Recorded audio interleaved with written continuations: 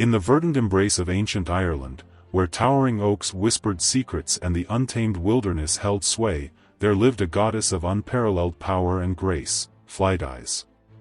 As the guardian of the forest, wild animals, and cattle, she commanded the respect and reverence of all who crossed her path. Flidais's realm was a sanctuary for the creatures of the wild. She watched over the majestic stags that roamed the emerald hills, the cunning foxes that darted through the undergrowth, and the soaring eagles that circled overhead. Her presence brought harmony to the forest, ensuring that the balance of nature remained undisturbed. But Flidais's influence extended beyond the confines of the woodland. As the goddess of cattle, she held sway over the herds that grazed in the lush meadows. Her blessing brought prosperity to farmers and ensured that their livestock flourished. The people of Ireland revered her as the protector of their livelihoods, offering sacrifices and prayers to gain her favor. Flidais's beauty was as captivating as her power. Her long, flowing hair cascaded over her shoulders like a silken waterfall, and her eyes sparkled with an otherworldly radiance. She possessed a gentle and compassionate nature, but when angered, her wrath could be as fierce as the storm that raged through the forest. One fateful day, as Flidais roamed her domain, she encountered a group of hunters who had trespassed into her sacred grove. Their arrows had pierced the heart of a young stag, and its lifeless body lay sprawled upon the forest floor. A surge of anger coursed through Flidais's veins. With a swift and graceful movement, she summoned the power of the forest to her aid. The trees swayed and groaned, their branches reaching out to entangle the hunters. The ground beneath their feet trembled, and a thick fog descended upon the grove, obscuring their vision. Terrified, the hunters stumbled and fell, their weapons clattering to the ground. Flidais emerged from the shadows, her eyes blazing with righteous fury. She raised her hand, and a bolt of lightning struck the leader of the group, sending him crashing to the earth. The remaining hunters fled in terror, their cries echoing through the forest. Flidais watched them go, her anger slowly subsiding. She had defended her realm and protected the creatures under her care. As the sun began to set, casting a golden glow over the forest, Flidais turned her attention to the fallen stag. With a gentle touch, she healed its wounds and restored it to life. The stag bounded to its feet and disappeared into the undergrowth, its heart filled with gratitude. From that day forward, the people of Ireland knew that Flidais was a goddess to be both feared and revered. She was the protector of the forest, the guardian of the wild, and the bringer of prosperity.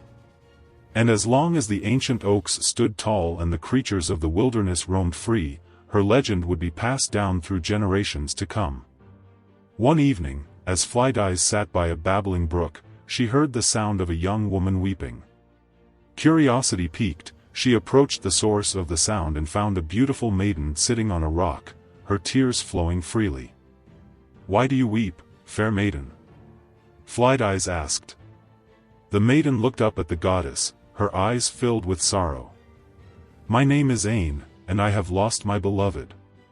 He was a young warrior who went to fight in a distant land, and I have not heard from him since." Flidais's heart went out to the grieving maiden. She knew the pain of loss all too well. "Do not despair, Ain," she said. "I will use my powers to find your beloved and bring him back to you." Flidais closed her eyes and concentrated. She reached out with her mind, searching for any trace of the lost warrior. After a long and arduous search, she finally sensed his presence. He was alive, but he was being held captive in a faraway castle. Flidais summoned her loyal steed, a magnificent white mare, and together they set off on a perilous journey to rescue the warrior. They traveled through treacherous mountains, across raging rivers, and into the heart of enemy territory. Finally, they reached the castle where the warrior was being held. Flidais used her magic to disguise herself as a servant and infiltrated the castle.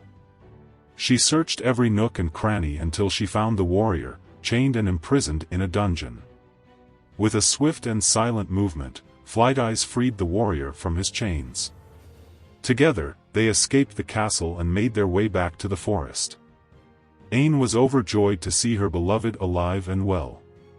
She embraced him tightly, tears of happiness streaming down her face. Flidais watched the reunited lovers with a sense of deep satisfaction. She had used her powers for good, and she had brought happiness to two deserving souls. As she turned to leave, Ain called out to her. "Thank you, Flidais," she said. "You have saved my beloved's life, and you have given me hope. I will never forget your kindness." Flidais smiled. "You are welcome, Ain. May you and your beloved live long and happy lives together." And with that, Flidais disappeared into the forest, her laughter echoing through the trees. She was the goddess of the wild, the protector of the innocent, and the bringer of hope.